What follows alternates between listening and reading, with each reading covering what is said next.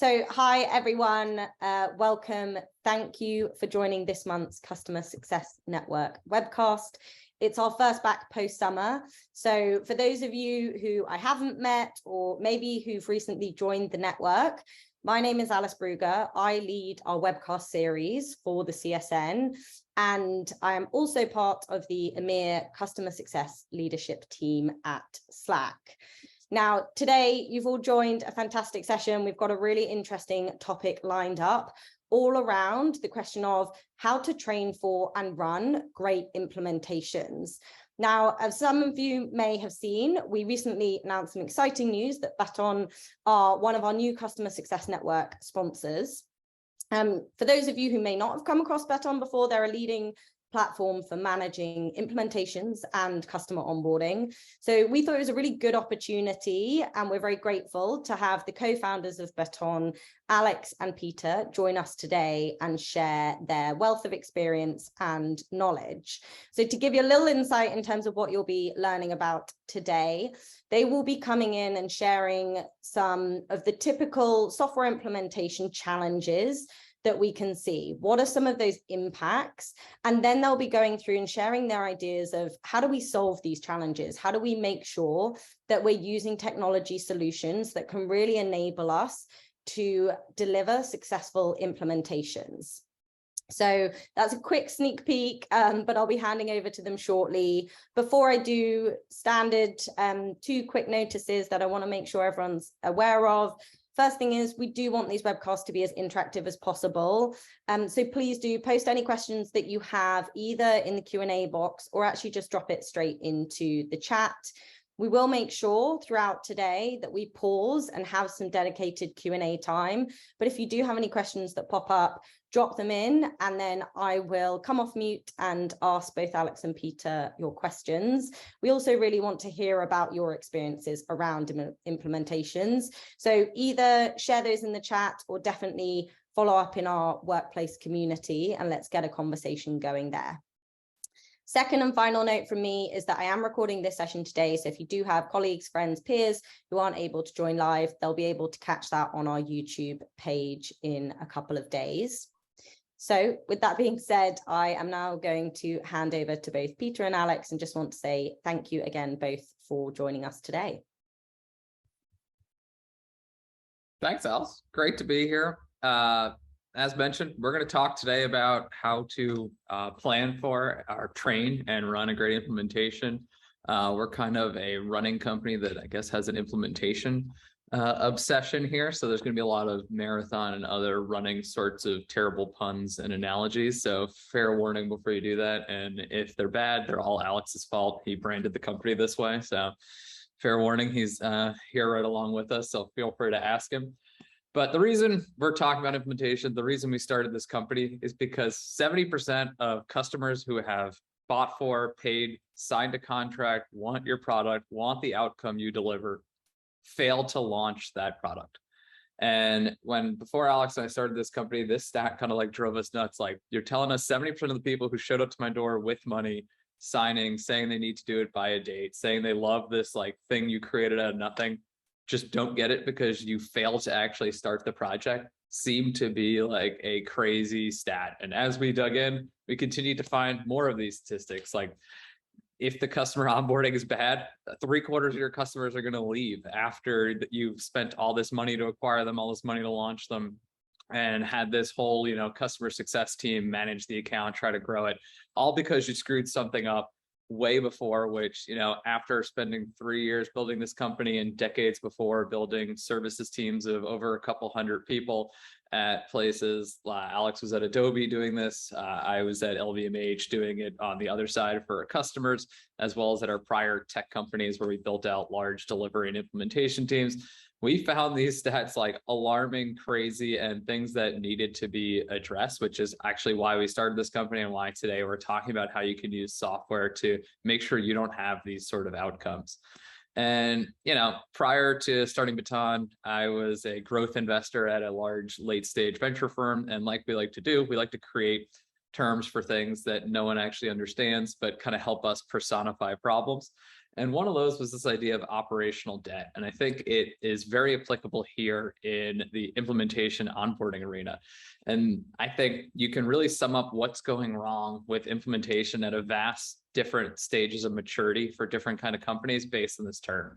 So what the heck is it? Well, operational debt, as we defined it, is this idea of as you scale, you tend to throw people and processes at problems as opposed to really looking at like, how do I build a scalable process and solution to this that doesn't just need to be reband-aided time and time again? And if you're in any way technical, you'll be familiar with the term like technical debt. And that's generally where the impetus for this came from. It's the idea that like, as you're building any sort of digital product, you put the initial form of it together with toothpicks and bubblegum, like anything to get it out the door, get it in front of your customers, see how they respond.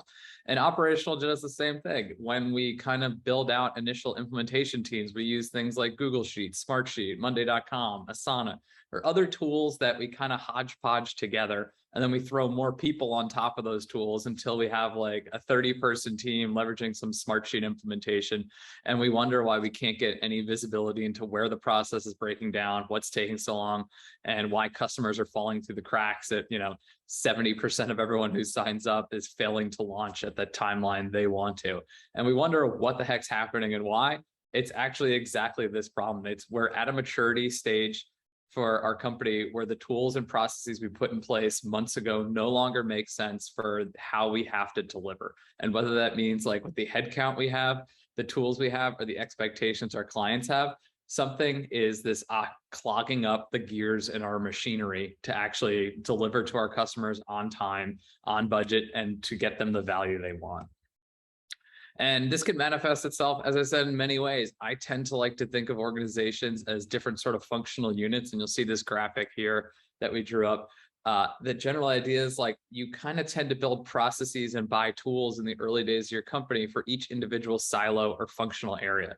You might have a bunch of customer success, health monitoring and scoring tools. You might have a bunch of financial tools. People might be using, as I said, Excel, Smartsheet, Monday, and other tools across the organization. And as you grow and allow these things to proliferate, the operational debt your company is taking on continues to compound and get bigger to the point where like certain organizations have bigger budgets, have more tools and more people, and really they might not need them, or you might be misallocating resources even across your customer success team, from your onboarding team to your renewals team to your ongoing account management team.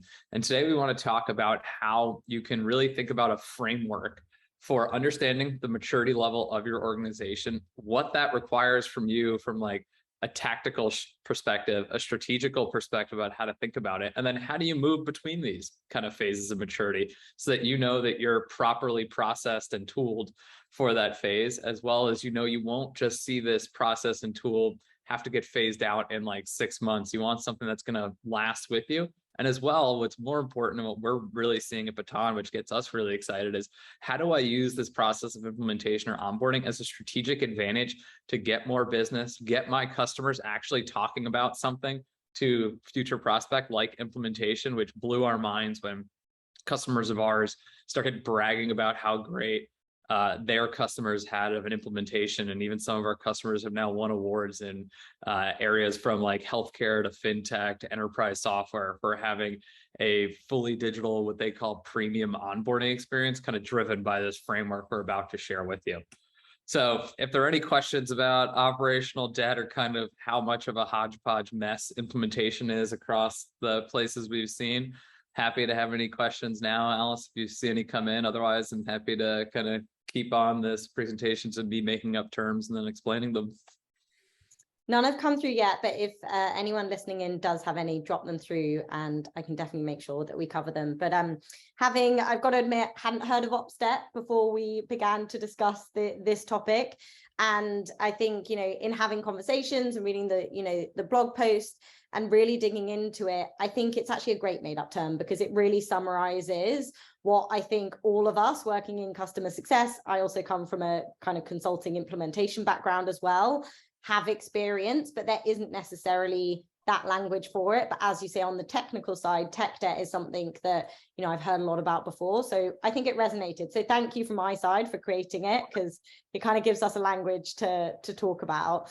We have had one question come through from Janet Young. Janet is asking, is there a difference in enterprise or Series A that this happens? If not clear, I can clarify, she's saying. But yeah, that's the question. Sure. Yeah, I think we'll get to that in a half second here with the framework we're about to propose. But I think, Janet, it really actually depends on, and we'll get into this in a second, what you guys have in place and understand about your implementation process and what you're trying to accomplish longer term. And I think this will all make sense in a few seconds. But we find that for many, they could be a Series A company, they could be a Series E or a publicly traded company. If they haven't spent the time to really understand the components of their implementation, how long they assume they take, how long they actually take, and how much all of that costs, and how repeatable that process is, I don't think it matters if you're Series A or enterprise. If you don't understand that, you really can't, figure out adequate tooling and process to drive that outcome you're looking for. So we've seen people as early as seed stage who have launched, 10, 15 customers and have a really good understanding of what it takes and how long it should take. And then we've seen companies much, much later stage that every single project manager on the implementation team has, a different length, a different resource need, and a different process. And we would say the one that's the IPO with that sort of outcome of a lot of differences and no predictability or repeatability is far less mature than the seed stage company that can get, 15 customers out the door in the stated period of time. I think that's really interesting thinking about it in terms of that maturity and like the clarity of, understanding what the baseline is that they're working from and their goals. We have had one other question come in. The shocking stat around 70% of implementations fail. I think Francisco is asking, is that specifically related to SaaS? Or do we know sort of what BCG we're looking at with that? It was across enterprise software. So it could encapsulate, anything from ERPs to SaaS and everything in between. Okay. Great. Well, no more questions for now, but please do, for the audience, keep them coming. We will pause again in another 10 minutes or so. So keep them coming and we'll make sure that we get to them by the end of today. Cool. Great. So as we all just want to know, how do we solve these challenges? How do we think about them? And then how do we compare apples to apples? Because one implementation could be wildly different than the next, that could be different than the one that came before it. So when we think about this and operational debt challenges, we really think about doing a shift from tactical, which is hey, we have this process, let's build a spreadsheet really quick. It's got 100 tasks in it, and some go to the client, some go to us, some go to a third party systems integrator. And then we're going to use this spreadsheet to update this and keep a track log. And I'm sure everyone on this call has done this before, and we know what's about to happen next. You're going to have to update 7 different silos of data. You're going to have to go into Salesforce and update that record so that the sales team and revenue and finance teams know what's going on. You're going to have to go into Jira or some other tool that the engineers are using to assign them tasks and keep them up to date. And then you're going to have to take all the data out of the spreadsheet after you've emailed 100 people, begging them, pleading them, asking them to update the spreadsheet of what they've accomplished this week and what they still have yet to do the following. You're going to have to take all of it out of the spreadsheet and put it in a PowerPoint because the annoying CFO or COO, she only wants to see reporting in that format. And that is a very tactical way to manage implementations. But as you can imagine, it creates a lot of this debt. It creates a lot of manual processes that now you are responsible to carry out every single time anything updates in this project. And what we hear from our customers and a lot of people in industry, even for simpler, maybe a couple month implementations on SaaS tools, is that they're spending upwards of 40% of their time on a weekly basis just updating multiple siloed data sources, whether it's I have to update Salesforce, then I have to update Jira, then I have to update and send a Slack message to everyone, to the more complicated of I have to track my time in one solution, then update my margin analysis in another, and finally do customer scoring and health in PowerPoint or Looker or something like that.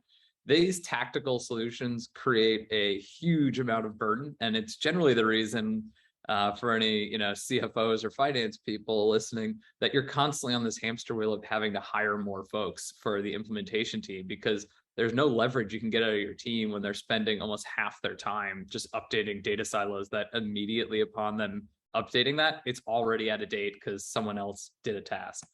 So you have to go to the strategic mindset and thinking not just about what I have to get done today, but how do I think about implementation as it affects my product and my company in the long term? Because we'll get to this, but there's a lot of issues that can arise in how you build this team, how you tool it, and the processes you build around it that can affect your margins as a later stage company. And I've been through this as an entrepreneur, where we had a beautiful SaaS business in the early days. And as we added, 100 or so more services people to the team, we saw our margins continue to degrade. And this wasn't always like the implementation team's fault. The sales team would blatantly give away services to win deals.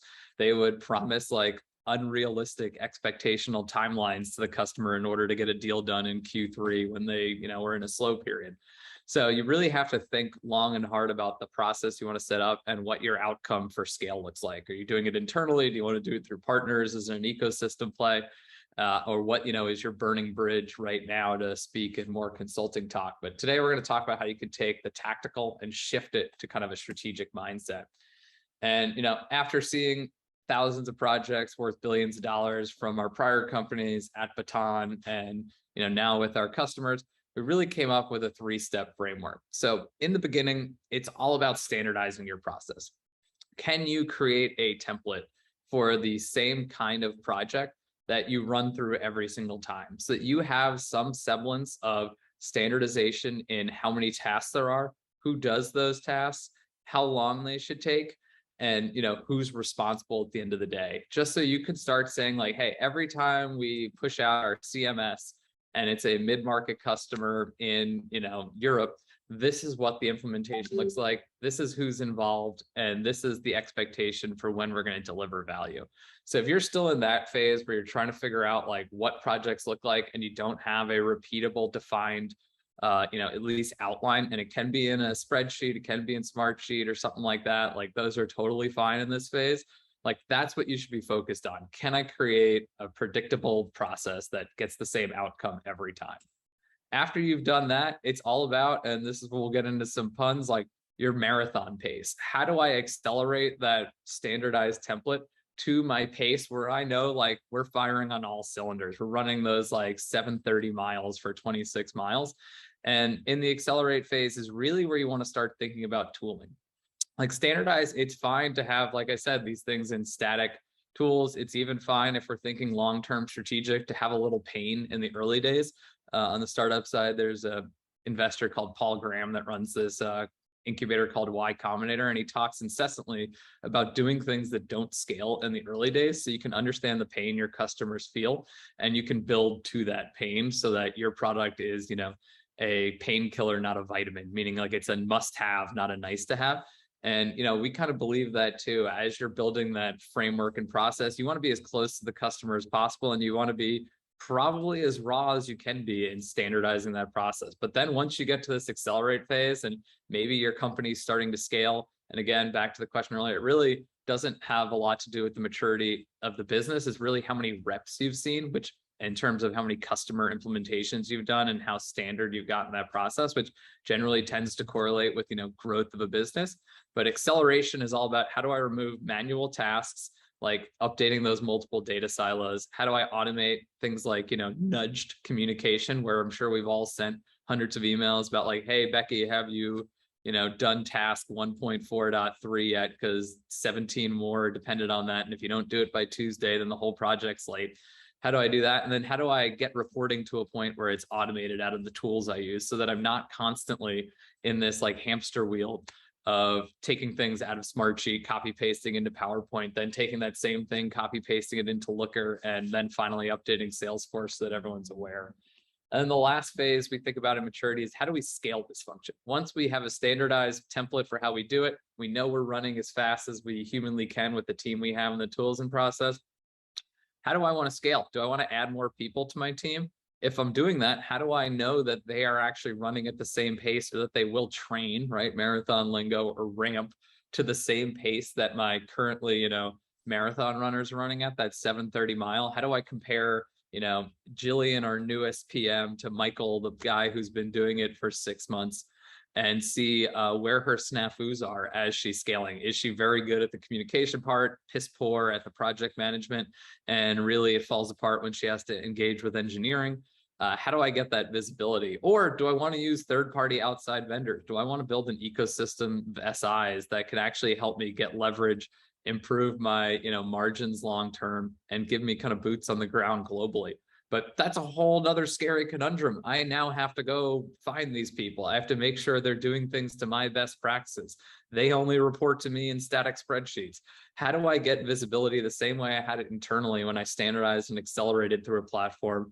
How do I get it to a third party who, frankly, Alex and I could tell a million horror stories of people would come in, we'd buy an Oracle ERP, and then the SI would blame Oracle for it being late. And I would sit there and scratch my head and be like, an Oracle ERP is deployed globally like thousands of times a year. How in God's tarnation is it Oracle's fault this project's late when I'm paying you, consulting firm, tens of millions of dollars to manage this project and get it delivered on time? Like, that's the worst scenario you can have as a product owner, that someone else is blaming you when you don't even know you're the one that's being blamed. So how do we get visibility into that process? How do we ensure quality when we're scaling?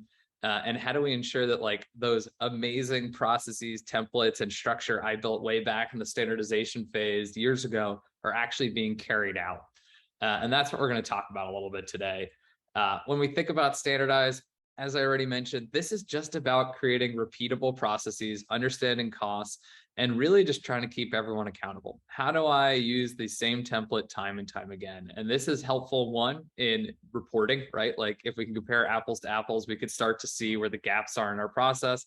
If we want to address that operational debt we talked about earlier, now I have a very unique way to quantify what's going wrong in my process and bring it to my boss to ask her for budget if that's what I'm trying to do, if I'm trying to get more resources to help. Standardization is the way you can do that, because without that, I can't promise a predictable pattern and I can't show specifically where it breaks down. So when we're talking about standardize, if you don't have a set form, cost, and duration of your projects, you are in this phase and you need to work with someone who really understands what this should look like, what good looks like, because we're not at great yet. Great's when we get to accelerate.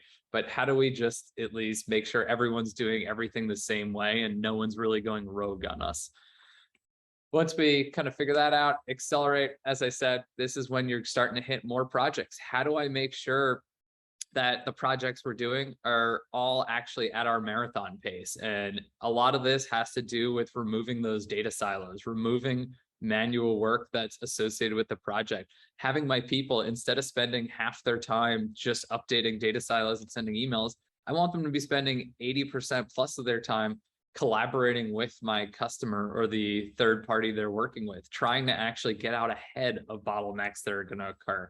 And you need that automation, but you also start to need visibility. So this is where that system of record or buying an implementation system or the like comes into play, because you can't really accelerate if you don't know the track ahead of you, right? It would be very difficult to be a blind marathon runner. I know there are many out there and they have amazing people that volunteer to run with them, but without them knowing the track, they can't speed up because they're just going to run into more problems and, again, cause more operational debt probably by running into a runner ahead of them and causing a big crash.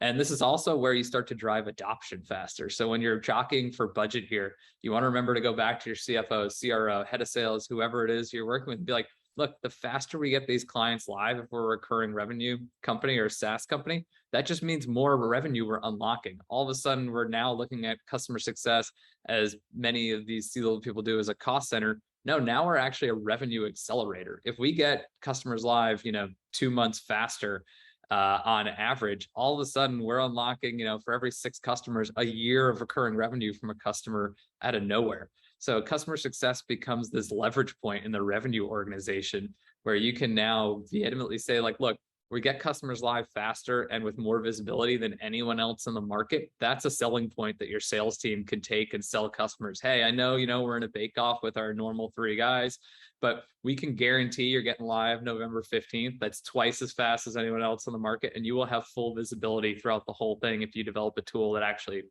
helps you accelerate here. And then it makes you, the person driving this process, look like a hero, because you go back to your boss like, hey, for the 6 customers I got live 2 months faster, I just got the company a whole new client on a yearly basis of recurring revenue. And then last, scale. Like, how do I increase productivity? How do I take, that accelerated pace and make sure that every head we add can actually run at that pace? And again, that's on visibility, but it's about benchmarking your people against like what great looks like in your organization today. It's about being able to grow capacity, not just internally. Maybe you don't want to have a whole team in APAC. Maybe you don't want a team in the Americas because you guys are based in the EU and you're not ready for that, but you are ready to, hand over your templates, your quality assurance docs, and everything else you run when you do an implementation to a third party. But you want to be able to see into that and have that visibility. Well, that's where you do, again, need a tool that can help you unlock in this phase of your development. What becomes really interesting, again, this is another opportunity for this customer success team to own this process longer, not have to hand it off to services or third parties. But when they do hand it off to, an ecosystem of partners, it becomes another revenue generation source. You can now charge customers for implementations internally, charge for externally. And if you have a tool that actually scales with your ecosystem, like a Baton and others, we can actually help you take a piece of those services contracts because you're matching them and actually generate more revenue for the customer success team. And then last, this is just another great opportunity to drive more data.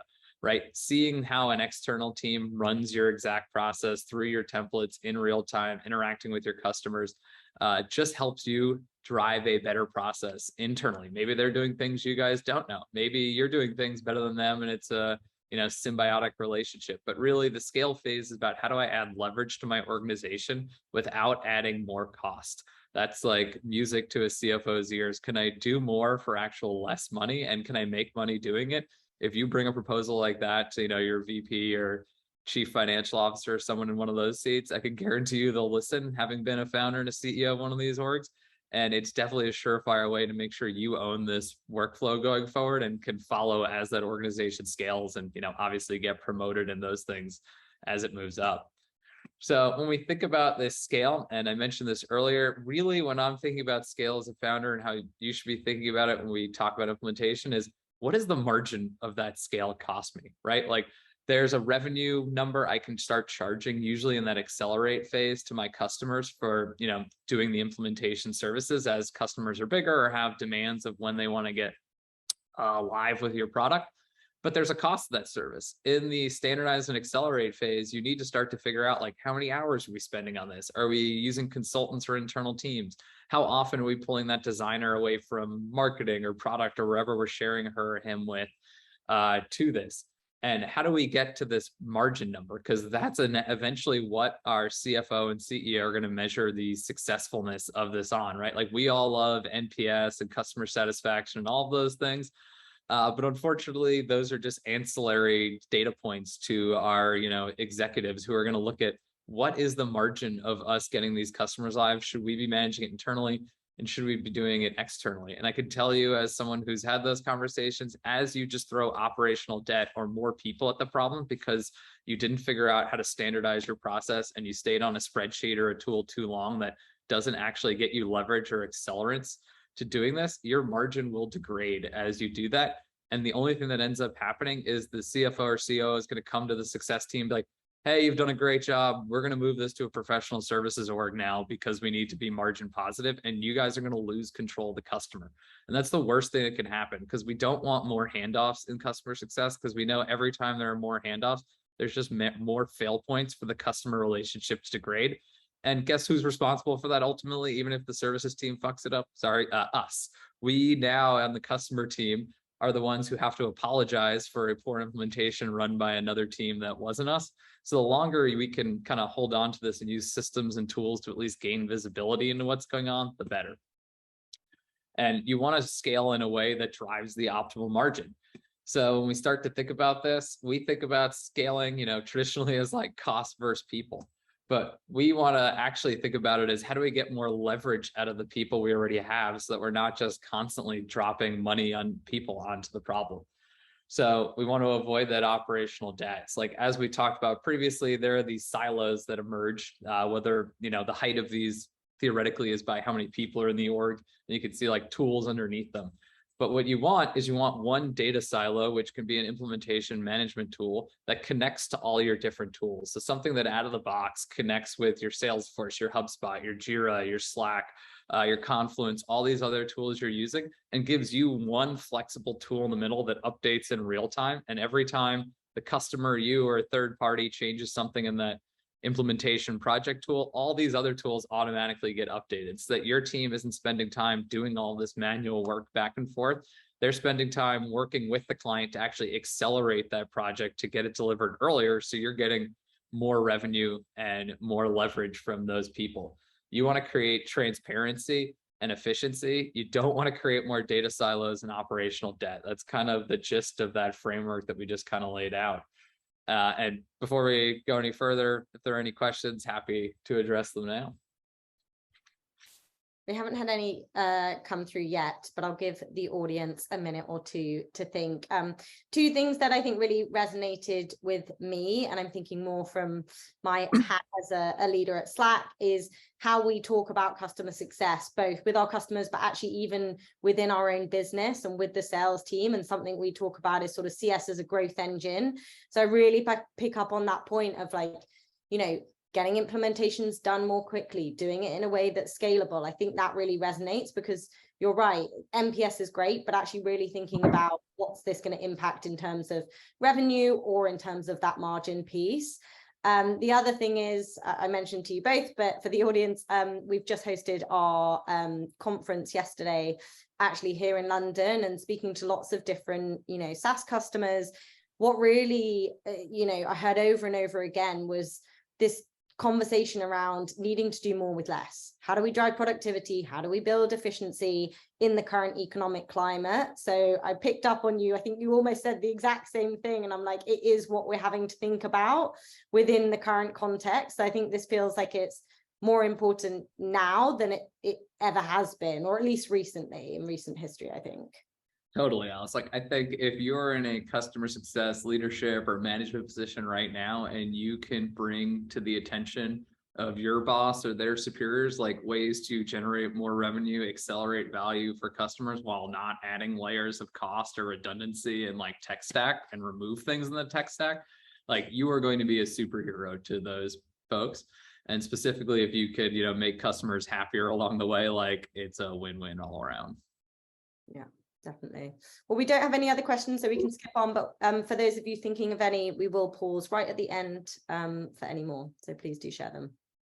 Awesome.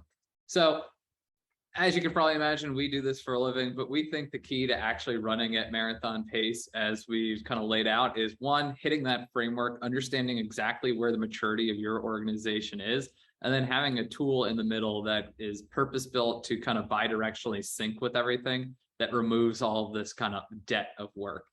And when you're evaluating these things, we think there's a couple things to keep in mind.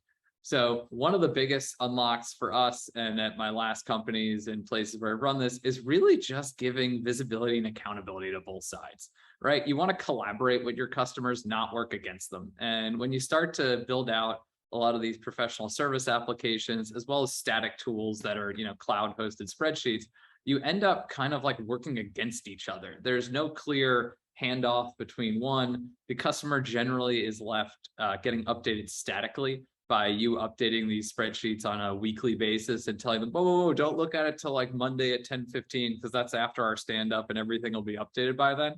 But what if like someone finishes a task on Tuesday right after that Monday meeting, and there's 15 dependent tasks that could be done, weeks early. Now you're waiting again until Monday to get them done. That makes no sense to us. So when you're looking at one of these tools, you want to make sure it's a collaborative tool that has both a portal for the customer and you, the vendor, as well as your third parties, where everyone knows, like, these are the consequences of my actions. If I don't get these tasks done this week when it says I have to get them done, this is exactly the impact it's going to have on the delivery date. So we find that you want to have something that keeps everyone accountable. You don't want something probably that's selling seats, because that generally just means people won't pay for a seat for everyone, and then you're going to have problems there. But you want something that can kind of keep everyone accountable to the same timeline, and they see the consequences of their action or inaction.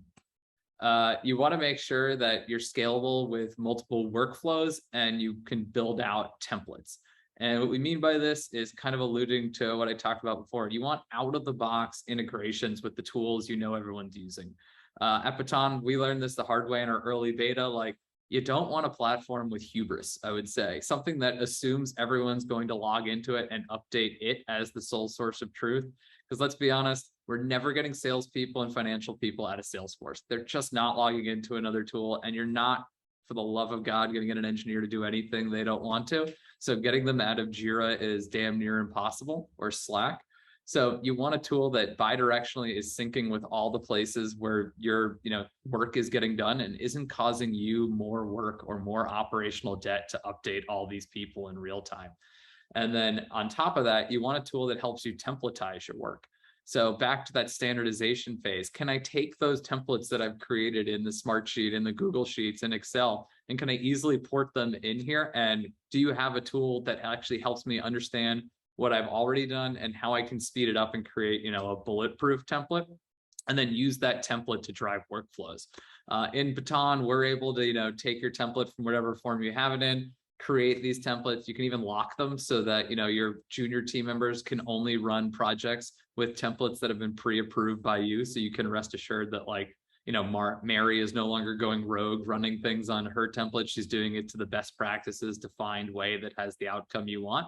And then that template, based on the variables that are inputted either from your CRM or elsewhere, wherever you're pulling the project object from, can actually kickstart other workflows, whether it's a simple thing like every time a project comes in with this, a due date that's reasonable, of like, if our projects take 3 months, if it's 3 months from, today plus whatever, it automatically sends out like the kickoff invite. It assigns a project manager, it assigns a template, and it tells everyone when things are going to get done on your pod or your team you work on, so that, again, you don't have that failure to launch problem. It's funny, but like Alex and I, when we look at these projects that fail to launch prior to people adopting Baton, we're like, what happened? Like, we just lost the email in the inbox, or we never sent the calendar invite for the kickoff. And you'll like pull your hair out. You're like, you lost $1 million client because like they just didn't respond after 3 emails to schedule a kickoff call. And then like 2 other clients got slotted in and you forgot about it for a month. So they went with another vendor after already signing up, and people will be like, yeah. And we'll just be like, that's sad and terrible. And, it's easily solvable if you have a tool that can actually help you standardize and then build kind of workflows dependent on that out of the gate, and doesn't allow you to, quote unquote, drop the baton, hence more running puns in the track world. So you want to have something that doesn't allow for those points of failure between handoffs. Again, you want to seek tools that centralize business insights. Obviously, things from Looker to Tableau and data lakes like Snowflake and Redshift are all amazing. But you need something that can push data to all those things and update, giant company dashboards. But you also need to break down what's going on in your process and provide visibility into what makes sense to you as the customer team, right? We could talk about like quarterly churn renewals or like speed of projects all we want, but if we don't actually understand like which milestone or which function of work the project's breaking down in, or why our newest PM is having problems like scaling or getting up to race pace on projects, we're never able to actually solve anything. So you want to make sure the tool at least has the focused, reporting and insight functionality for you. And second, you want to make sure it does it across all stakeholders of your project. It's one thing to just have insights on, what your team's doing, but do you know how engaged the customer is? How many times are they viewing the project? How many comments are they leaving? When was the last time like the VP opened the project? Or, if you're using third parties, are they all using your template? How is the quality score? In Baton, we have a score called the Baton score. It's a real creative, but it's our version of kind of an NPS, but it's a pulse survey that happens after all the tasks and every milestone of your project are completed. And it lets you know like how the client actually reacted to those, 15 or 20 or however many tasks are in the design milestone before you guys actually go into configuration. And now you actually know like, hey, we scheduled 15 days for that design milestone. It actually took 25, but the customer was really happy, or the customer was really pissed off about it. And nicely, all of this bubbles up per project manager and per project. So you can see, like, is it the project manager that's causing this problem? Is the template that's causing this problem? Are we seeing this across all of our projects? Or are we just seeing it in a meeting? So you want to make sure you have that. And then obviously you want to have communication, we believe, that's automated and that kind of is proactive for customers. What a lot of our clients do before adopting Baton is they're out there sending a million emails a day, going through a spreadsheet, putting a little X in a box and then hiding that box because they don't want the client to know that, like, they're just making check marks of who they had to email to update what. You want your tool to have trigger-based communications. You want it to automatically nudge your customers to do those things. And most importantly, you want the communication in the channel the customer wants it. They might want it in Slack. They might want it in email. They might want it in Jira. You need to make sure your tool bidirectionally can push and pull information to all these things, because the last thing you want is to have to go check 15 different tools to see where the customer is communicating with you. Is it in a Salesforce chatter message from your CRO? Is it in a Jira ticket from one of your engineers? Or is it in a Slack message from your customer? You want a tool that centralizes all of that so that you can communicate from one point to many, and those many points can come back to you. Again, this goes back to just like not having hubris as a product. You want, if someone tells you like everyone's going to update this board here, they're probably lying to you, and that's never happened in the product's existence. And in tools like Baton, we realized that earlier. We're like, we're just going to make all the integrations and do it all on our side so that you can manage one point of communication and ensure that the message is being received. You want to make sure, again, this integrates with everything the people you're using use all day, like we've kind of already hit home. And you want to make sure it's easy to set up. Like, we've used a number of tools, and the amount of integration for tools that are supposed to help you do integrations is mind-boggling. And you want to make sure they have like marketplace, just put your username and password in, select maybe 1 or 2 variables, and you're good to go. And you want to use a reputable, industry leader, someone that's actually driven real outcomes with brands. Obviously, I can speak to my own buck, and we've driven some great, outcomes from improving leverage with customers 5x, which means, project managers who used to be able to handle 5 projects per month are now handling 25, to chopping go live times by 50%, to taking people with large failure to launch problems and getting that down to $0 in failed to launch churn a year from very large, and a number of others. So like, we're really proud of what we've been able to do with a number of our customers, but you should always vet a new vendor who's in this space and ask them, like, what's the actual outcome you're driving? And does this match the phase of maturity that I'm in on that framework we went over and the problems I'm seeing we have? Because everyone can, pitch you an easy to use collaborative interface, but does it actually drive the outcome you want? And, if we want to go back to like this key takeaways and the key things we want to leave you guys thinking about, it's the process of standardize, accelerate, and scale. And when you think back to kind of what's important in each of these 3, we've kind of listed out, you want to have a process, outcomes, and measurement and standardization. It's all about like creating those templates, leveraging those to create a predictable process that customers can see every time. And that, more importantly, your sales team can now sell. Right? This is a huge win for you if you can guarantee and provide visibility into outcomes. Most of your competitors are not going to be able to do this. And keep in mind, now in this tighter economy, everyone's butts on the line when they buy a new piece of software. The last thing they want to do is go back to their boss and tell her, hey, we're going to be 3 months late on that thing I told you we needed yesterday.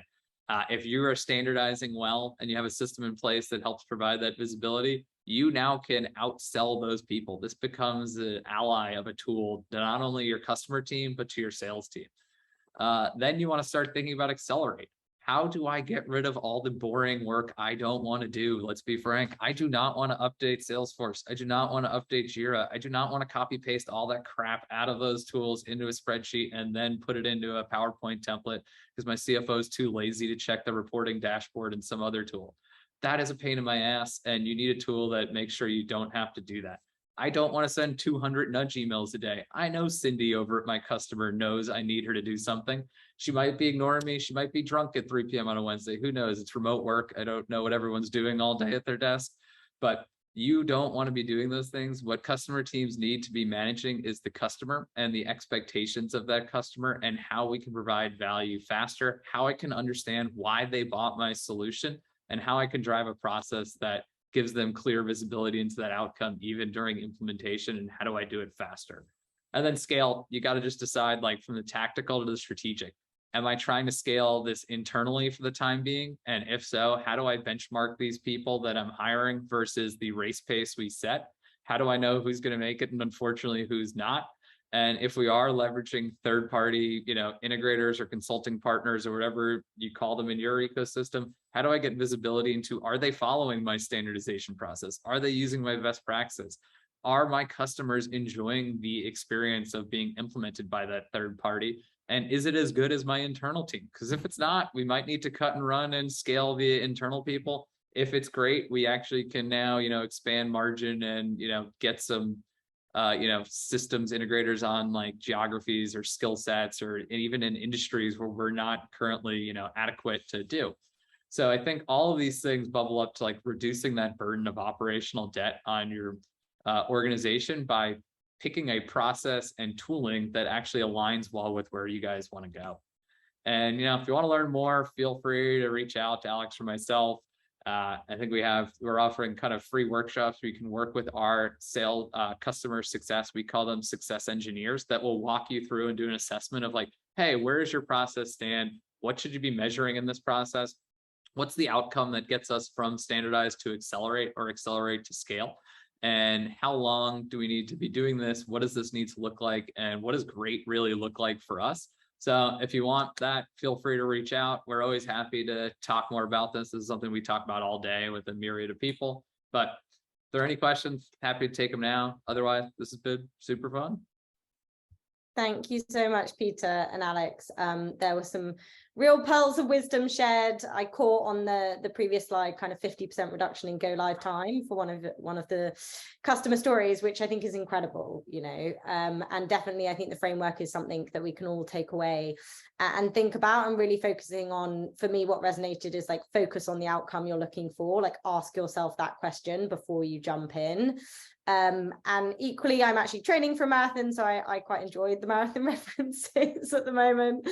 So thank you. I don't think we've had any other questions come through, but for those on the audience, if you do have any other thoughts or questions, please do drop them over into our workplace community.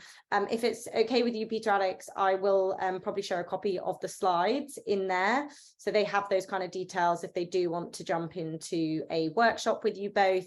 And then just as a reminder, we'll have a recording for this, so please do share it with your colleagues, peers and friends across the network. But thank you both. Thank you everyone for dialing in, and we will catch up with you next time.